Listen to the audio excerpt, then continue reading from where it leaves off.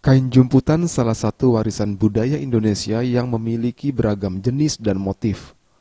Kain jumputan dibuat dengan cara mengikat kencang beberapa bagian kain yang kemudian dicelupkan ke dalam pewarna pakaian. Kain jumputan telah menjadi pilihan untuk busana, salah satunya usaha di Galeri Sriwijaya yang berada di kawasan Kuto, Palembang.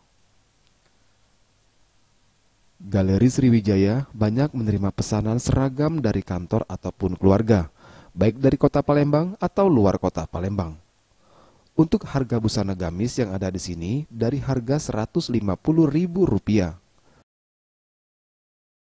Sendiri, terus ada juga yang jemputan handmade. Kita juga bisa seragaman, kakak bisa pilih mau request, mau model baju seperti apa, mau untuk jemputan keluarga. Jadi paling banyak di sini melayani untuk seragam-seragam keluarga, seragaman kantor, kayak gitu kan. Sih selama ini kita udah hampir 5 tahun ya kak di Galeri Sriwijaya. Selama ini sih paling banyak di luar Sumatera.